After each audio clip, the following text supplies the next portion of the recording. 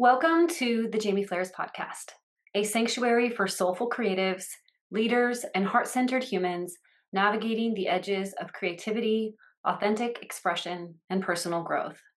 I'm your host, Jaime Fleres, author, transformational guide, and founder of Wheelsong Creative. In today's conversation, I sit down with Kyle Nicolaides, both a client and a friend of mine, to talk about his book, Thank God for Depression. In this rich and insightful conversation, we talk about depression, anxiety, spirituality, masculinity, plant medicine, healing, and the subtle but radical shifts that make transformation possible. In addition to being an author, Kyle Nicolaides is a musician and the former lead singer of rock band Beware of Darkness, where he toured with bands like Smashing Pumpkins, Soundgarden, and Weezer, and was featured on Conan and in Rolling Stone. If you're navigating depression and anxiety, or just want some inspiration for the journey of being human, this is an episode you won't want to miss. Without further ado, let's dive into our conversation with Kyle. Welcome. I'm so happy to be here. Yeah, it's so good to see you again. Yeah. I can't wait to talk about all things today. So let's start with your book. So Kyle published this amazing book, Thank God for Depression. Make depression the best thing to ever happen to you in 2023. Yeah. Yeah, I think. Yeah. Yeah. So the first question I have for you, Kyle, is, thank God for depression. Like, I love this title so much, and it is a little evocative. So my question is, how can you walk us through the perceptual shift and the experience that you lived through that made it possible for you to go from thinking about depression as the worst thing that ever happened to you to it being one of your greatest teachers, the best thing, the thing you would give thanks for? Can you walk us through that a little bit? Yeah. Yeah, of course. So I was depressed from probably age 16, 17 to 28. And if you would have asked me then, I would have told you that depression was the worst thing to ever happen to me. Yeah. It it ruined my music career, I had a professional career as a rock musician, like toured the world, top five rock hit, like living the dream, and depression, anxiety, and mental health overall, and self-worth issues just cratered it. And I went from playing for, thousands of people, festivals, doing all this cool stuff to being so withdrawn and so shut down that I moved back in with family, and there were some days I couldn't even make noise with my mouth. Like I couldn't even sing. Like I was just depression hit so hard. Yeah. So if you would have asked me then, I would have been like, I am depression incarnate. Like this is who I am. It's never gonna get better. Um, and I thought it was a prison sentence. And it wasn't until I managed to get to an ayahuasca ceremony where in 2 nights it completely healed the depression, and then it showed me the root of the depression. So the most mind-blowing part about it was my depression. I thought my depression was like the end all be all, but it turns out the depression was a symptom of something else, which was this disconnect from God, from divinity, from source, and that I was spiritually ignorant. And it's this term called like avidya in yogic philosophy. So it was wild, and I talk about this in the first chapter. Like this, I start with this is like the moment where I'm like the morning after the first ayahuasca ceremony, and I woke up and I just had like a blistering, like bliss-filled night of of experiencing and knowing and remembering like limitless expansion and unbounded consciousness and just like the absolute. And I had this experience of like, whoa, I'm not who I thought I was.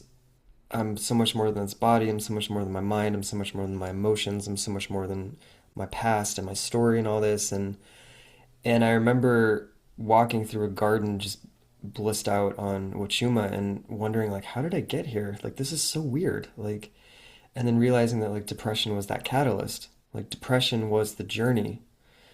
So that was like such a crazy paradigm shift because again, I thought that depression was the worst thing that ever happened to me, and now it made me question everything because I'm like, wait, like if depression led me to this like homecoming with God, this reunion with divinity, how could it ever be a bad thing? And then that made me question everything. So then when it came to writing the book, I was thinking about how can I communicate this plant medicine experience without having someone do plant medicine? And I thought that the best way to do that would be talk about that paradigm shift of like everything I thought I knew about depression was entirely wrong. Yeah. And then my goal with the book and with writing and speaking and anything is just carving out a tiny bit of space. Because I know that when I thought depression was a terrorist, that it's like when you think something's bad, it creates a closed-end loop, because I'm like, okay, depression's bad, and then it turns into like, oh, I hate myself, something's wrong. And then when you think something's wrong, again, that leads to another closed loop of like panic or anxiety or terror. But then when you think of like if you carve out a little bit of space to get curious and like, oh, like what if there's a message here? What if there's a teaching? What if there's wisdom?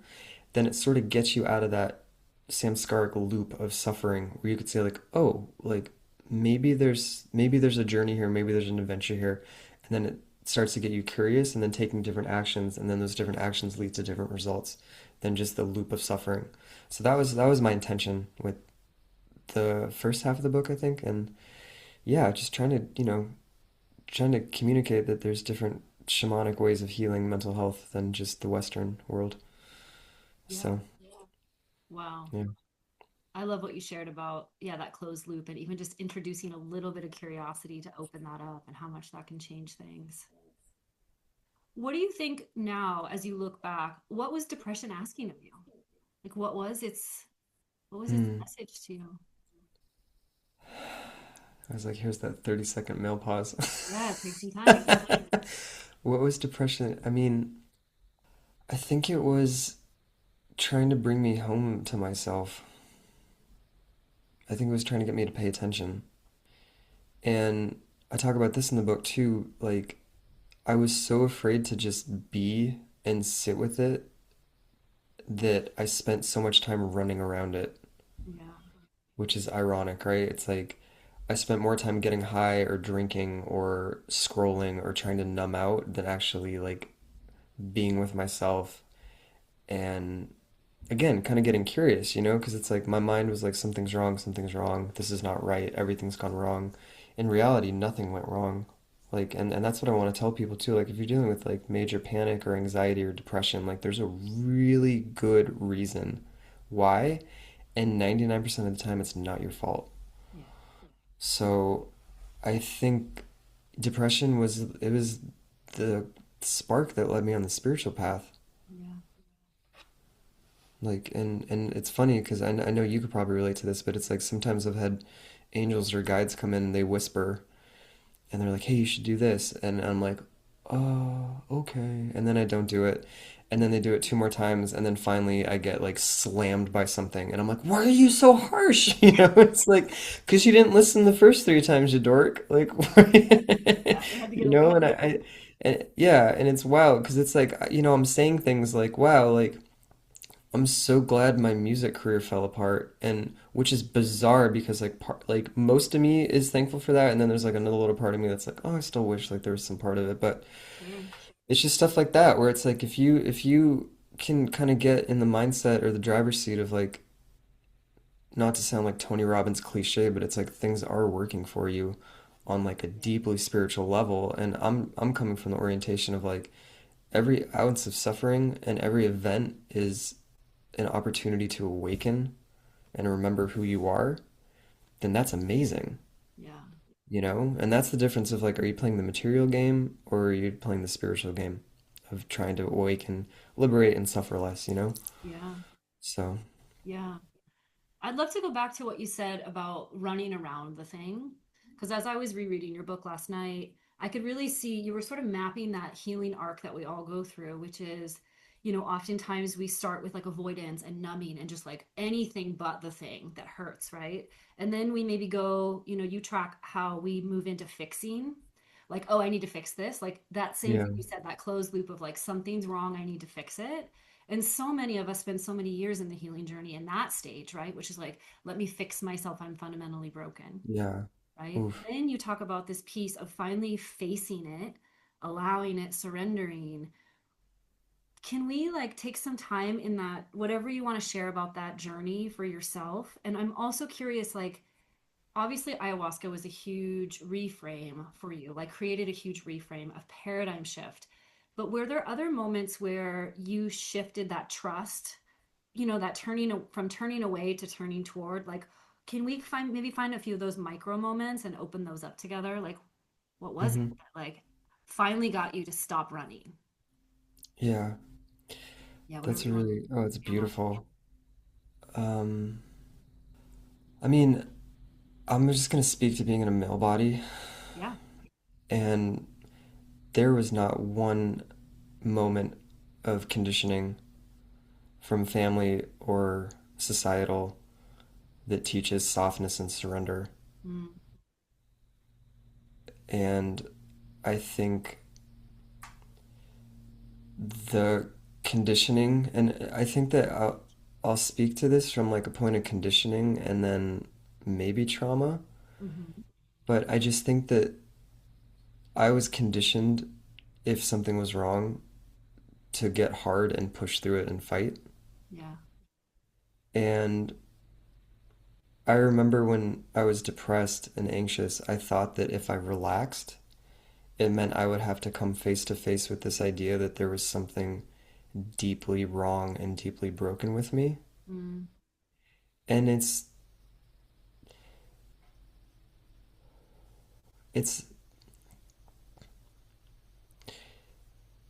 there's these parts of us that are so tender and so wounded and so hurt, and all they need is presence and to be seen.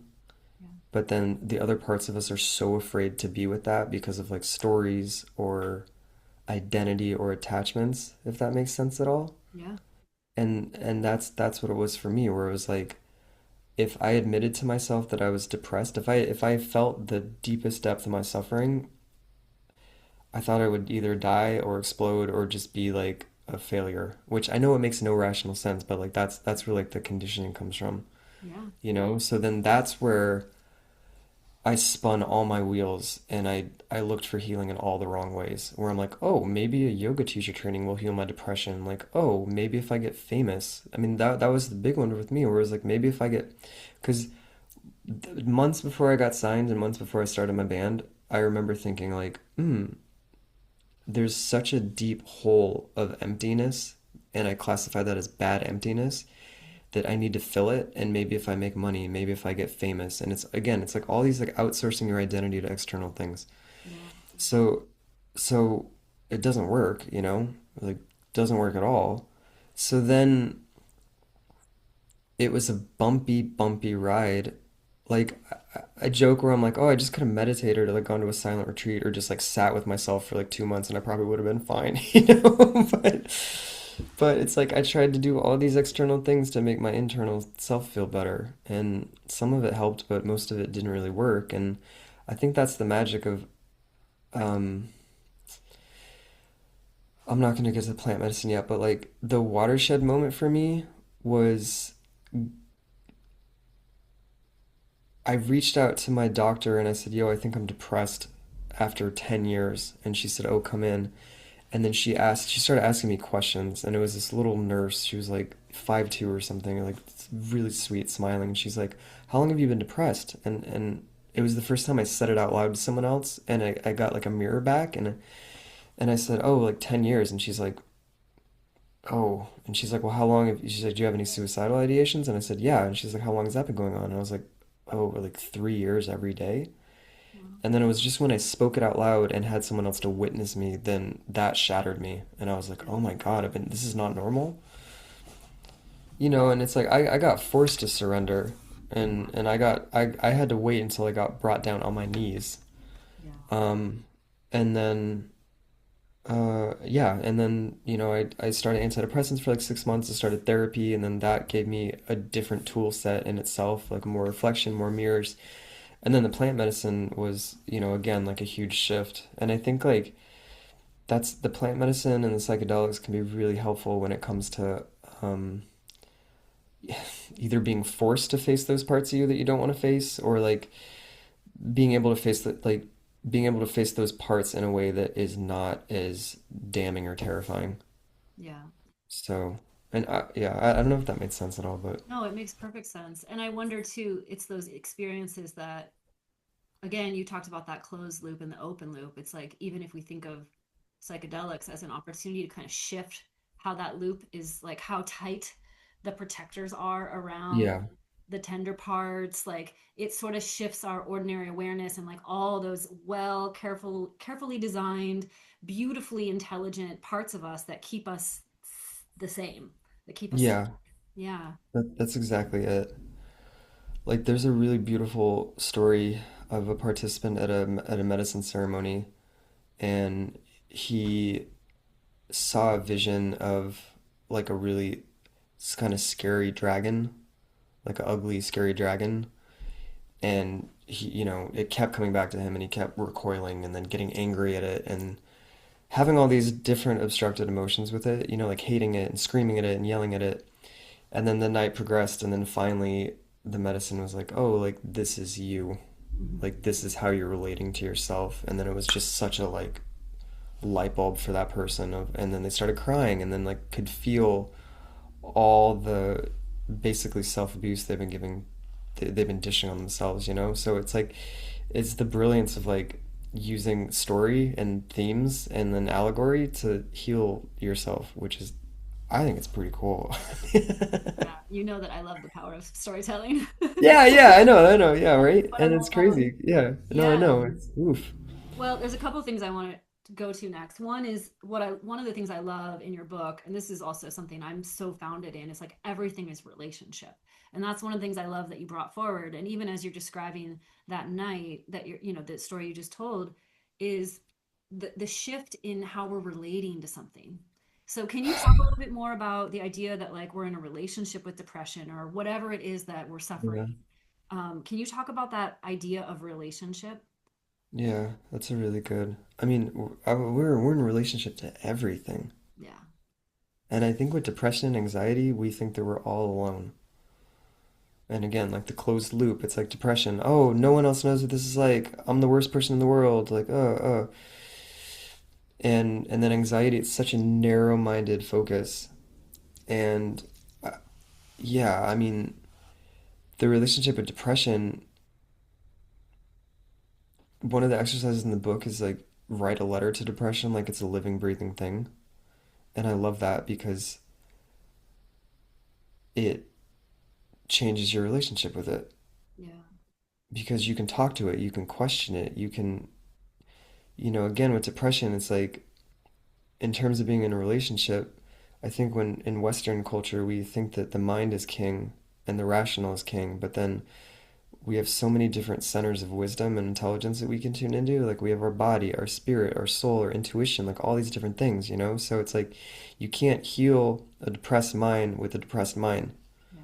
Like you can't heal anxiety with the same mind that's being anxious. And I think that when you realize like, okay, and it's again like what if depression's taking me on a journey? What if there's an adventure that it's here for me on? Like what if there's wisdom in it? And I think if you pull the curtain back too, it's like there's wisdom and intelligence in everything. Like you can just walk into a garden and look at a plant and just be in awe of like what is the life force behind this? What is happening? And a really like this just popped up, but I'm of a tradition right now where you make a lot of offerings Hmm. and you make physical offerings and you realize that you're dealing with something that is it may not be in the five senses real, but it exists. And in the ayahuasca ceremonies, I think a lot of participants don't realize that they're interacting with a body of consciousness. Yeah. They're interacting with a spirit with something as real and tangible as, this pen right here. And I remember like one night before the ceremony, I was like, why aren't I making offerings to ayahuasca? Like, why aren't I bringing roses and chocolate and incense and all these things? It's like a thank you, before I ask for something. And I did that. And then immediately, drank the medicine. And 10 minutes after, like, I felt her fly into the room and I felt her just be like, thank you. I love this so much. And that floored me because I was like, whoa, like, I knew it was real. But then when you, like, empirically feel like, wow, she appreciated that. And I think that, like, these ceremony containers are, you know, microcosms of the macrocosm of life, and it's like there's those studies they did of like singing into water versus screaming at water, and then it changes the molecules, you know, and it's like it's the same thing with depression or anxiety or whatever you're struggling with, where it's like you can't hate yourself into change. And I'm a firm believer of that. And it begs, you know, to it begs the question of like maybe if I have a different relationship with this, it'll lead to different results. Yeah. You know, it's kind of like, oh, I've been doing the same thing over and over and over again. It's leading to the same thing. I think I need to try something different or bring something else in to help, Yeah. you know? And Yeah. sometimes with depression and anxiety, it's like that's where the, again, like the plant medicine or shamanic things or different meditations, it's like it can bring in a larger body of consciousness to just like lift you up and out. Because with depression, sometimes you just need like a big charge of energy to just be like, boop. Yeah. So, A force that's bigger than you. yeah, yeah, Yeah. yeah. Yeah, as I hear you, it also strikes me that what you're really talking about is a fundamental change in beingness, and the way that you approach life. Like what I hear, and maybe you could speak more to this, but it's like that paradigm of like there's this thing that maybe it's me, like I'm depression, like you said, like I was depression incarnate. It's like there's no differentiation between you and this energy. We feel like we're victims of something or we're an aggressor, right? We're gonna go get it and kill it, we're gonna Yeah, face yeah, this thing. There's that yeah. whole paradigm. And then what I hear you describing is this more animistic, like wisdom tradition kind of rooted way of being in the world, which is that everything's alive, like everything has consciousness, we're in relationship with everything, which is so you're not even just talking about like, hey, let's cure depression, let's stop feeling bad, right? That's like surface. And then it's like, let's fundamentally change the way we move in the world. Do you think that's what's ultimately the request of depression is like we need to fundamentally alter how we live? Yeah, potentially, yeah. I Yeah. mean, I think that like I've read enough different spiritual books where they all kind of say the same thing of like suffering is like not I don't want to say a prerequisite, but like suffering can be mandatory to awaken and liberate. And I think you're right. Like I probably have like a secret hidden agenda, you know, where I don't know, I just want to bring people to light or just help them. And yeah, Well, and in a just world change, that you know, wants like raise consciousness too, I think. What were you yeah. gonna say? Oh, it's just like in a world of quick fixes, like what's the drug for that or what's the herb for that or what's the Yeah. thing? It's like what I feel like you're calling us into and what you're reflecting back of your own journey is that actually it's this radical revision. The ayahuasca ceremony maybe being a microcosm of a bigger movement into expanded state of consciousness, different way of Mhm. fundamentally being and moving in the world. Yeah. And Yeah, definitely. sounds like in order to truly get to the root of depression, you have to be able to get to that space of moving from a different reality, really. Hmm. Yeah, it can be really helpful. Yeah. Yeah. Yeah. Yeah. I couldn't have put that better. I think you see me probably better than I do.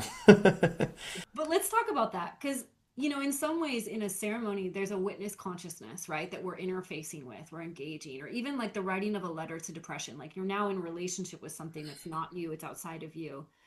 You were also talking about the power of witness when you spoke to your care provider for the first time and spoke it out loud. And, you Yeah. talked about isolation and silence. I feel, and I know there's a whole chapter in your book about how you communicate about depression, but so many people stay silent about their suffering, right? Especially men. So we might even go back to that piece as you were talking about the conditioning of men, this inability like to permit softness and surrender in the masculine form. But let's talk about this. Like, why do so many people stay silent? And what's at stake? I think people stay silent because of the conditioning. I mean, I think it's conditioning, and then I think it's awareness and consciousness. Like, Yeah. I love what you're saying about the witness because it's so true, you know, and I don't know if I'm gonna articulate this well at all, but I'll give it a shot but when you don't have consciousness or awareness on something, it's just gonna clobber you Yeah. because you can't see what's going on. And Neil Strauss shared this allegory of it's like this story of like this guy walking down the sidewalk and there's a hole and he falls in the hole. And then he does that 10 more times and then part of him is like, "Oh, I think there's a hole coming." And then he realizes there's a hole coming and then but he steps in it again. Yeah. And then he does that 5 more times and then he says, "Oh, there's a hole coming. Maybe I should step over it." And then he steps over it. And my therapist, there's some like 6 part. Poem. Yes, I was just thinking about that. There's a Oh, poem, really? 5 parts or 6 parts of Really? the hole in the sidewalk. Yeah. Yeah, yeah, yeah. There's that. Yeah, yeah. And then there's like a path of like unconsciousness to consciousness. Right. There's like someone documented the journey of that, and I think that like yeah, I mean, I think that it's hard to change something if you're not aware of it. And then the other not I was like trying not to be all negative with the culture and stuff, but like when you think about culture now and how much stimulation we're getting all the time, Yeah. we're stimulated with content, information, opinions on our phones. People are trying to sell us stuff all the time Mm. on our phones, our TVs, everywhere. And there's not even a moment to track what is going on in your body. And then when it comes to men, most men aren't taught to be in their bodies. Right. So you have most men walking around having no idea what they're feeling. They're disconnected from their body because this culture worships things like money and fame and wealth and going viral. Yeah. And you basically have heads cut off. And then when people are actually feeling things, they have no vocabulary, no tools, no training or what to do for it. So then that's when they reach for phone, alcohol, drugs, whatever. Um, so it's sort of just kind of an amalgamation of a lot of different things, I think. Yeah. And it's like with men too, it's like, the conditioning of like boys don't cry, don't be sad. Like, do you know how many people I'm like, oh, I want to cry, and they're like, don't cry. And Mm. it's like, okay. So it's like I've had to spend Tragic. thousands of dollars doing the wildest shamanic retreats and rituals and just like stuff to just learn how to be in my body and learn how to feel emotions again. Yeah. And it's been a doozy, but it's been good. Yeah. Well, I So, love what we're talking about right now, and I feel like this is, you know, culture wide, like it's a big field that yeah. we're kind of pointing to right now. So I wonder, let's see if we can maybe, let's say there's somebody listening and they're like, yes, the overstimulation, like not feeling embodied, not feeling like I can access emotions. Because it can feel kind of daunting when you're in that space. Like, how do I even begin to shift? Right? Yeah. What would you say to somebody who's in that place? Maybe they're holding the story of their depression or their anxiety or their whatever it is, their shame. What would you say to that person as like a first step, right? Because one of the things I love about your book is that you get really practical. Like you go really mystical, Yeah. but you also get really practical. Like if someone were to listen right now and be like, that's me, what do I do? Like, what is the first thing you would suggest? And it might be a practice, but it might also be an orientation. Like what would you say to that person? It's like, yeah, I get it, you know? It's so interesting because the answer I have right now I would not have said like 3 weeks ago. Yeah. Because so the first step is move the energy, and I would say breath work. Yeah. Like I would say go to a holotropic breath work class like a couple times a week because so my grandpa passed like I don't even know 5 weeks ago, and it's just been a nightmare. Like, and following his passing, I got the most depressed that I've been since I was depressed. Yeah. And like I knew it was situational. Like again, like I had eyes on it, I was watching it, but I just it was a good reminder of being in that space where you're just like, whoa, everything's hopeless. Like there's nothing I can do to help. And the teacher there was I was reaching for I'll journal, I'll do silent meditation, I'll go to the gym. And what I realized was like again, the closed loops. Like the journaling, all I'm writing is like, I'm so depressed, I want to die. And then my mind sees that and goes, oh geez, this is bad. Hmm. And then I go to silent meditate, it doesn't work because there's so much stuck energy. And I think just if you're really struggling right now and don't know what to do, I would move the energy out because I went to a breathwork class during that time, and in an hour I started coughing up all this energy, I started purging all this stuff, and then I felt like 10 years younger after and just clear. Yeah. So I think that like and it was a revelation for me too because I was like, whoa, like depression is stuck energy in your body. Mm. It can be stuck rage. Like that's another thing too. Like if you're depressed, I would look at your relationship with anger and rage because most times there's a lot of things you need to scream out or hit out or move, which is again moving energy. Yeah. So I think that like to answer your question, like breath work, um, TRE, which is a really good practice to move energy, emotional release techniques like hand screaming, pillow pounding, like shaking, and then EFT is good because EFT can help process like the kind of more like story, Yeah. mental stuff to it. But I would just suggest moving out the energy, Yeah. and that's not like that's working out helps, but you need something that's going to go in and just clear and clean it out. Yeah. So many modalities, so many ways. Yeah, It is really, yeah, that discharging or shifting of energy, being able to meet it, in some ways, that's kind of what we're also talking about too, is like, it's not push it away, not avoid it, but find ways yeah, to meet it. And that does take yeah, intention because there's a nuance between things that help us avoid. Like running could be an avoidance tactic, or yeah, it could be a coping, it could be a yeah. regulating activity, depending on how we're using it and how we're relating to it, right? Yeah, I know, and that's the thing that's like really complicated here, and I realize that it's like such a subtle matrix of just like every person's different, but Uh, yeah. Can we go back to just thinking about the silence that so many people suffer in mental health when they're struggling with mental health? What would you say to somebody who knows they need help but doesn't know how, like, where do they start? Where do they start to communicate? Where do they go to speak their truth the way that you did and receive that power of witness? Like, what would be the first thing you would suggest to them as far as that communication? Because that's another way to move energy, right? Yeah, yeah, yeah. I mean, I think the most important thing is to find someone that you feel 100% safe with. Yeah. And that might not be family members, it might not be friends. Yeah.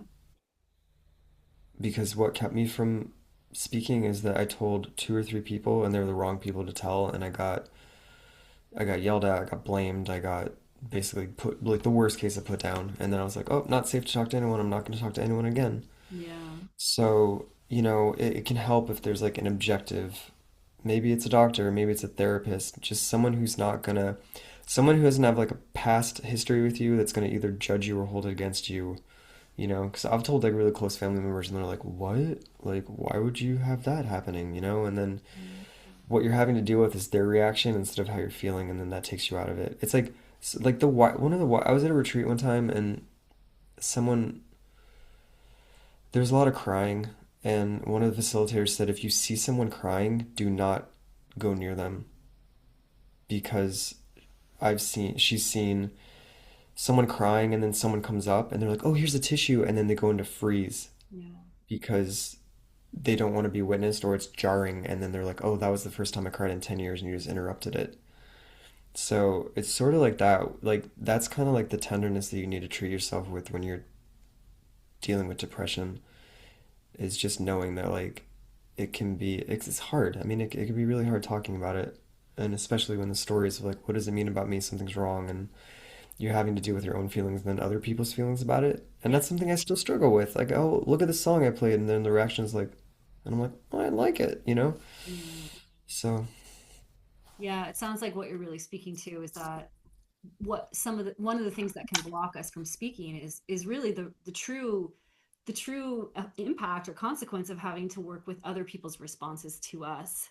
Because what we yeah, really need is someone that can hold safe space for us, who can believe us, who can honor our experience without trying to fix or change it, right? Which is again that old program, right? It's like fix, change, yeah, dominate, deny, right? Like, yeah, and so it sounds like finding the safe other is about finding someone who will hold that space and knowing that like maybe even your first try might not, like you said, like you tried, like just because you yeah. tried once and been shot down doesn't mean that you wouldn't try again, but it's that discernment of like who Mhm. earned the right to our story. Yeah, that's what I really recommend. And then the argument for here's I don't want to say it's a guarantee, but it's like if you're struggling with something like depression or anxiety or panic attacks, there's like a very low chance that if you don't talk to someone, it'll get better. Yeah. Like unless there's like some divine interaction, because like even like going on Reddit and reading about other people that are depressed, it's just like I think when talking about depression, there's like two categories of like people who love to talk about how the depressed they are, like don't want to fix it, Yeah. which no judgment, no shame, but it's like that can be troubling to get in because there's like a companionship in misery. But Hmm. then if you talk to someone else who like, and this is oversimplifying it, but like with depression, anxiety, it's like you don't know what's going to get you out of it, and that can literally be one conversation with a stranger. Yeah. because here, like even going to a yoga class and talking to the yoga teacher or talking to someone else, like because you don't know what they've been through, and I guarantee you everyone, not everyone, but a lot of people have different ideas than you of how to fix things and how to heal yourself. And I think that's like it's like when I write a song with someone and there's chords underneath and there's music and they come up with a melody that I never would have come up with and the phrasing is weird and I'm like, why did you come in at that part? And I'm like, oh well, like that's the magic of collaboration, And it's like I guess going back to the relationship too, it's like we need collaboration to heal depression, whether it's from spirit, source, from other people, from different modalities and stuff. And that's what I'm trying to do is I'm just trying to be like, here's all the ideas. And like I just finished a depression survival guide and it's like I didn't finish it, but it's like written, but it's like 75 ideas of things that will get you out of depression, like what moves the energy now, what will take a week or two to implement, and then what will take like a couple months to like implement, but like clear it out. Yeah. Just to give people ideas. Yeah, I love the on all hands on deck approach. So you talk about Yeah, that. yeah, yeah. That's it, Yeah. yeah. Yeah, you never know. And it does really sound like I think about this from the perspective of my work, which is like how do we tell stories in a way that's healing and supportive and transformational? It sounds like there's like, yeah, there's two modes. Well, there's probably more than two. We don't have to be too binary, but there's the way of telling our story that continues to reinforce that loop. And then there's Yeah. ways that we tell the story or the story is received that begins to shift our relationship to it. And that's what we're looking for is that Yeah. spot where we can start to open up the field a little bit broader. Yeah. And then that gives other people openings too, because then they question their own story, like, oh, maybe what I thought was not true. Yeah. Yeah, and I think one of the intermediaries or one of the other places to take the energy is in writing. And I know that Yeah. we could talk about that. You have a lot of great journal activities in your book of like how do we actually write about, write with, write in collaboration or relationship with depression in a way that actually does begin to shift us. And sometimes the page can be the first safe place we bring it. But again, bringing that consciousness of like, how are we bringing it? Are we reinforcing? Like you said, oh, I write about it. It's like, oh, I'm just so depressed. It's like it reinforces the energy versus, yeah. So what would you say if you were to take it to the page and you wanted to interface with that feeling? Like, let's take it to the moment of like after your grandfather passed and you were like, wow, I'm really in it. What would you suggest if you were sitting by your side, like wisest you? What would you suggest to the one that was hurting about how they would relate? How would they talk about, how would they bring it to the page, what they were experiencing? Like, how would How it they be? write about it? Yeah, in a way that would be supportive. I mean, I think it takes a lot of awareness and a lot of self-awareness, Yeah, which I didn't have at the time yeah, because because you're in it. I was just stuck in the suffering. I didn't know what the hell was happening. Yeah, I mean, I think just the awareness of like, oh, I just journaled for a week about how depressed I am and it's not changing anything. yeah, Like that was kind of a light bulb of like, I think with journaling, if you can just try to be as honest as you can with what you're feeling. Because even in journaling, I try to avoid. Like I try to skirt over things and try to just be like, "Whoa, today's gonna be great." And it's like, what are you actually feeling?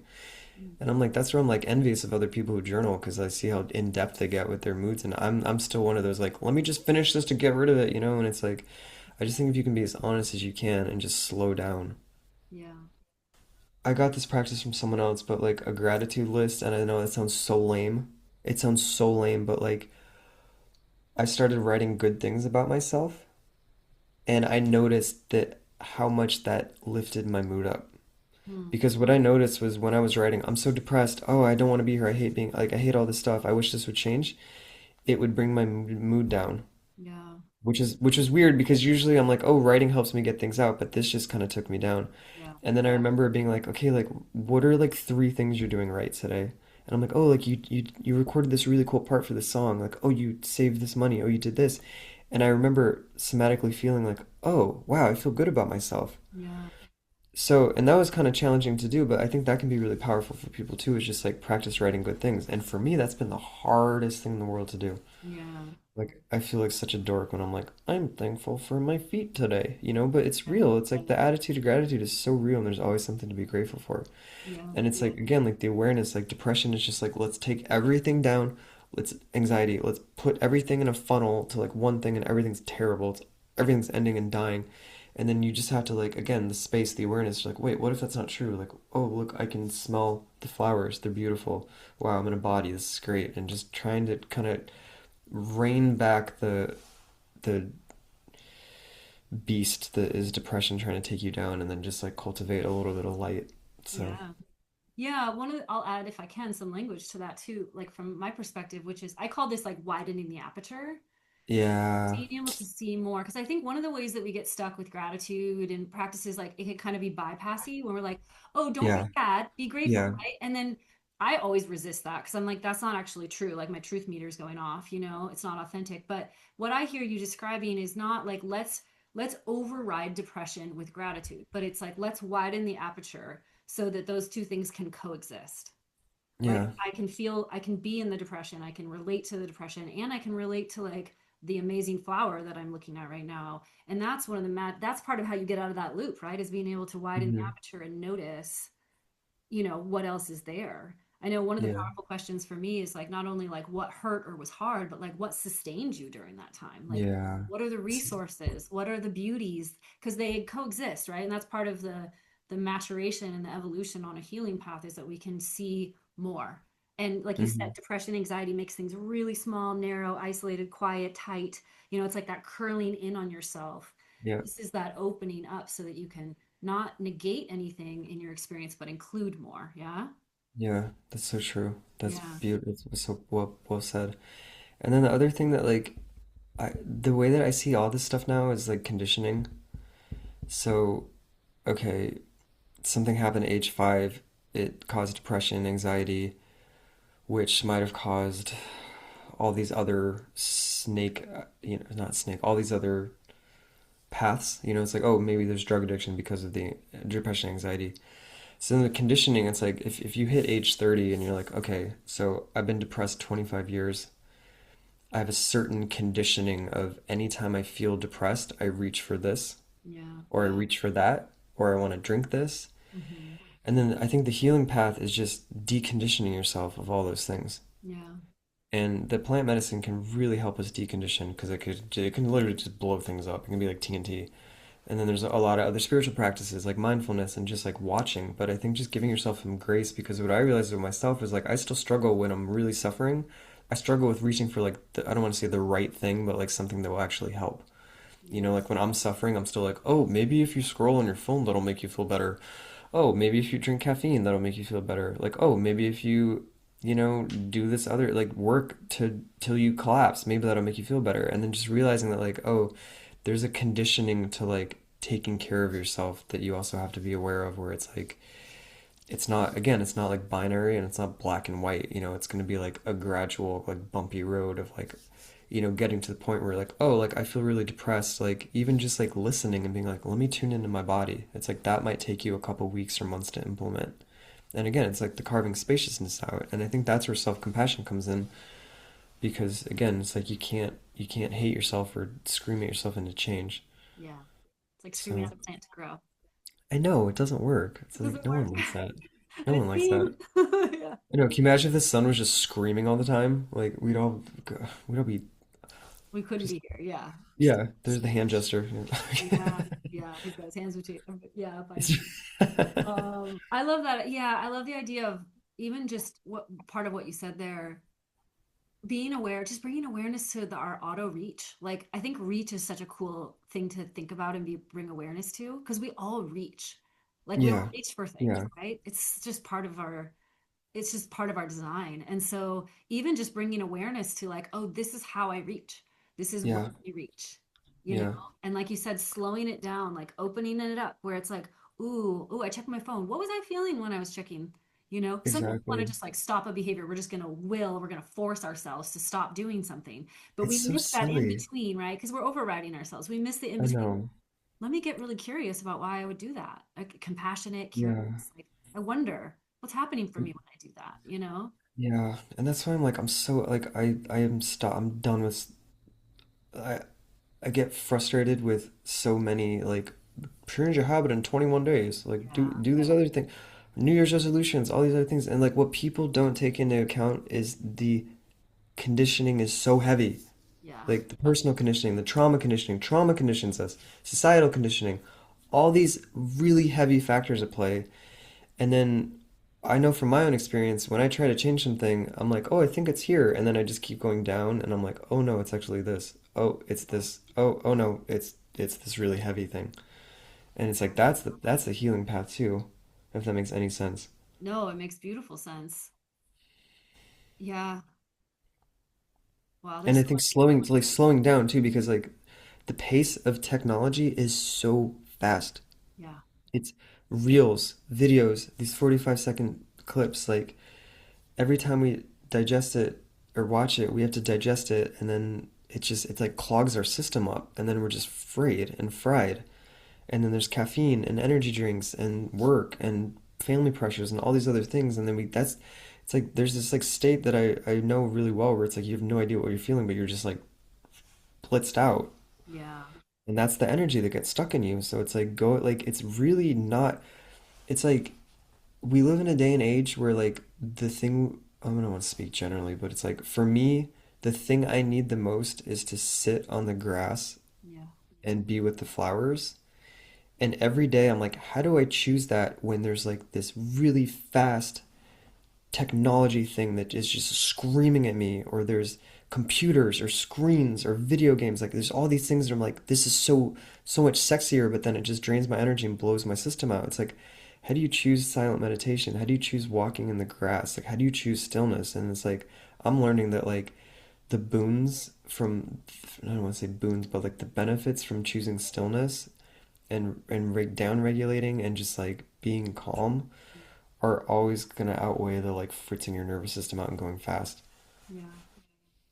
Yeah. Gosh, so much wisdom in that. And I relate to that so much. Just especially in it being in a sensitive body, like just I am reckoning right now, just like what technology does to my body and how Yeah, overstimulated I feel. And yeah, that interesting dynamic between like wanting to be deeply engaged in the world, but also really wanting to take care of this body that like bodies and psyches need slowness and spaciousness. yeah, And this world doesn't necessarily honor that and its pace and its structure and its glimmer and glamour and and so it's like yeah.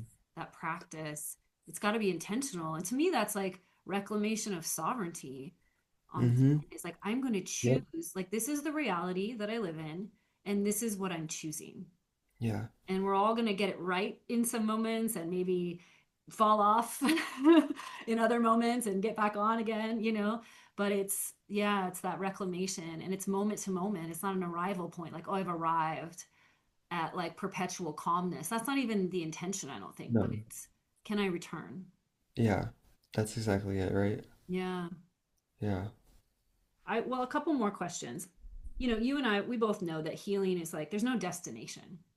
And we won't have time to get way into this because it would take us into other roads, but maybe for another podcast. But Yeah. I know for you, like you and I work together, so I know that like there's a book coming down the pipeline about anxiety. Mhm. You and I have talked a little bit about healing from codependency.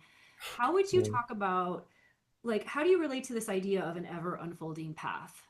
And rather than like some cured or healed version of ourselves that just like lives on infinitely, like what would you, yeah, what do you want to share around that? This idea, like, how do you relate to that now? This idea that there's no finish line, this is something that we walk with. It's so interesting. I don't really know if I think of it like that. Yeah, how do you think of it then? I mean, I think of it in terms of space, Okay, say more. where an assumption that healing is about acquiring knowledge, Yeah. that healing is about let me gain all this spiritual information. Hmm. But for me, it's been the complete opposite. It's been the removal Mm, of, and I think that the biggest moments of healing for me are when I get, I walk through a years long healing journey hmm. and then I notice like, oh, there's so much more space here now that my nervous system's not destroyed or shattered at every moment. Yeah. Like, oh, there's so much more presence here now that my mind is not just racing, trying to want to off itself all the time. Yeah. So that's kind of how I think of it, of like it's kind of astonishing. Like I know something's clicking and connecting when And it's really subtle. That's the crazy thing. Yeah. Like it's not this moment of like, I healed this, I'm good, but it is like it is one battle after another. Yeah. Like I'm just gonna throw this sentence out, and I wish I could tell the whole story, but I'm probably not gonna tell it all right now. But it's like on a quest to heal my um, premature ejaculation, I healed my premature birth trauma, like my nervous system, and that was one of those like, whoa, didn't know where that rabbit hole was gonna lead. Yeah. But then even that, it was like that took 2 or 3 years to just like get out. And when it healed, I remember being able to go outside and just be present with, you know, the plants and the flowers and just it was again more spaciousness. So like that's kind of how I relate to it. Yeah. So that your journey, you're finding this, what I'm hearing, tell me if I got this right. There's a removal of that which is no longer true or no longer needed, no longer supportive, or these layers of conditioning. Yeah. And then there's this subtlety that I hear you speaking about. Yeah, it's not a one and done. Like I gave X input and I created Y output, right? That's the old, Yeah. the other paradigm. And then I'm also hearing there's a spaciousness that's being cultivated inside of you in your Yeah. unfolding journey. And that's how you're relating to the process. Yeah. Yeah. And that's exactly it. And I think that like you're right, it never ends, right? But Yeah. I mean, who's like I heard a teacher say this. She's like all stories start in the middle because we don't really know when the beginning is and we don't know when the end is. Yeah. And she's talking about like of creation and I was like, so it's like stuff's not really ever going to get resolved and then we have to just be fine with that. Yeah. I mean, that's when we get to the spiritual ground of like we don't really ever stand on ground and like that can either freak you out or like liberate you, but I Yeah. think that it's good. Yeah, I mean, I know some like and some like people I've had friends be like, "Oh yeah, I'll get to a point where like I'm calm all the time." And it's like that's not really what it's about either. Yeah. Because again, like that's our mind projecting how we think it should be, but it's not really like that. That's like the solution, end of the road destination kind of mentality, Yeah. right? Yeah. Like And we it's like I had rise where it stays. yeah. I had an astrologer tell me this too. She's like, if anything was perfect on this plane, it wouldn't be on this plane. Like, so that's a relief because you're like, oh, we don't have to be perfect, you Thank know? God. Yeah. I know, right? And Thank it's God for like, imperfection. Maybe that'll be a book yeah. down the road. Yeah, right? Yeah. Yeah. Yeah.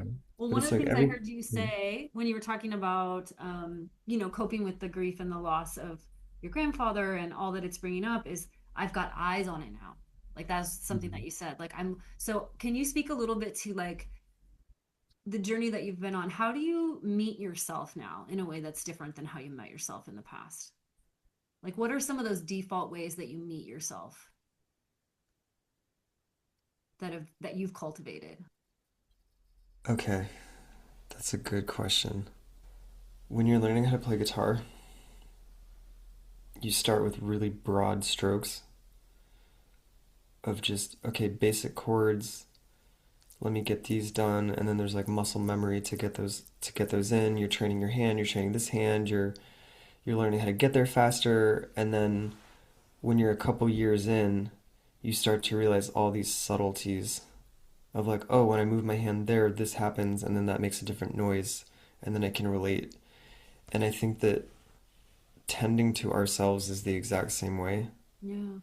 and cultivating awareness and consciousness within ourselves of when you start to practice mindfulness or just have an intention or prayer to strengthen the witness consciousness in you.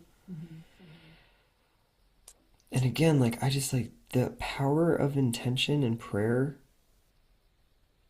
is so potent. Like even if you have no idea how you're gonna figure something out, like if you just set your heart of like, please help me, like I think that is a lot of it. But again, like tracking yourself of like, I think just the more you do it, the better you get at it, if that makes sense. And Yeah. then if you're able to back that up with, you know, some other sort of spiritual practices like meditation or yoga or what breath work or whatever, just like other practices, it's like everything helps each other, Yeah. which is something that I really believe in now, but it's like your yoga practice is going to help your relationships. Your meditation practice is going to help your finances. Like all, they're not, nothing's separate. Back to the relationship idea. Everything helps, you know? Hmm. And then I think if you have that mindset of um, like I have a mindset of like, okay, like every time I feel an obstructed emotion, there's some like wisdom behind it. There's something like tracing it, if that makes sense. Like an EFT can be really helpful with that, of just like getting to the root of it and stuff. So I don't know if that answers your question at all, but it's just like it's like an art. There's an art to getting to know yourself, and you get better at it when you do it more. Yeah. Because Yeah. again, like I when I was younger, I was like, I should be able to write a song and record a song and mix a song and do all these things in one day. And it's like when you don't do that, you're like, I'm terrible. And it's like, no, just like let go of the destination, like progress over perfection, Yeah. and just poco y poco, poquito y poquito, Mm. you know? Yeah. Little by little. Yeah. Yeah. Yeah. Gosh, we brought in so much richness into the field between us today. I'm so grateful. I wonder if there's anything you want to end with, just, maybe thinking about our listeners for a moment as they navigate their own incredible, complex journey of being human and growing on their own path. Um, what would you share with somebody who maybe is struggling to like even imagine being grateful for where they are now? Or someone who's just kind of figuring it out? Like, what would you say to them right now? It's so weird because like I don't want to get into like the weird gaslighty, Yeah. you know? Because it's like if it's like if someone's house is burning down, you're not going to be like everything happens for a reason, bud, you know? Yeah. Like, Yeah. Totally. so I just think that like I would just say give yourself some grace. Yeah. Like just give yourself some grace whatever you're feeling Yeah. because that's like I don't even want to pretend that I understand other people's suffering or understand what it means to be in their situation, Yeah. whether that's like abuse or poverty, you know, it's like I have my own experience and I know how awful it's been, but like I don't really want to presume to be like, "Oh, I know what that's like to have this or whatever," but I think just to speak generally like again, just like grace of like whatever you're feeling, like that's okay. Yeah. 'Cause that's all, it's like that's kind of the magic trick is just like accepting where it's like if you feel rage and you hate yourself and you hate your life and you're mad at yourself, it's like just give yourself a chance to speak all that out. Yeah. But I think with 100% certainty, I just like it's funny because when I started promoting this book, like I was really like tiptoeing about like the message, and I'm like, oh God, like I'm used to being on stage with a microphone and singing, and now I'm like talking about this like real heavy stuff that like has impact on people. But like I just want to say that like there are modalities that will heal you. Yeah. There are things you can do that will help you because not to get too cold and analytical, but it's like depression is conditioning, anxiety is conditioning. And it's like just like a math problem, there are things you can do that will clear it. And then the shamanic and magic comes in where it's like, we don't know what that is. So then take the journey and see. Yeah. And then let source and spirit in the room and see how they guide you. Yeah. Oh, So so beautiful. Well, I'll just put a plug in here for your book. So, anyone listening, if you are loving this conversation, Kyle's book is amazing. It's a beautiful blend between like the mystical and the biggest, broadest strokes and the like things you can do at night before you go to bed, or like the real practical is there too. So, your book is such a beautiful place for people to begin as well. Kyle, where can people find you if they want to like stay connected to you and your world and what you're up to? you can just go to my website. I think I'm probably gonna get off social media pretty soon over here. So Yeah, my new website is just gonna be Kyle Nico. Just make it really easy for people to find me. awesome. We'll put that in the show So notes. cool. Yeah. Kyle, thank you so much for your time today. Is there anything else that's still on Yeah. your heart to share around mental health and the journey? No, I just appreciate you for doing this. Thank you. Oh, you're so welcome. Thank you so Yeah. much. So good to have Yeah. you here. I Yeah, feel you like you and too. I could jam about this stuff for I hours. know we could go for hours. Oh my goodness. Well, thank you so much for everything you brought. Listeners, thank you Yeah, so much thank you. for being with us, and we'll see you next time.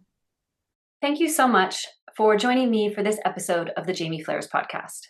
If you loved this episode, please share it with a friend so these conversations continue to spread and support others. Be sure to subscribe so you never miss an episode. Your reviews are also greatly appreciated. If you want to check out Kyle's work or have questions about working with me, please reach out. All of the links are in the show notes. I appreciate the time and attention you chose to bring here today and look forward to connecting with you again.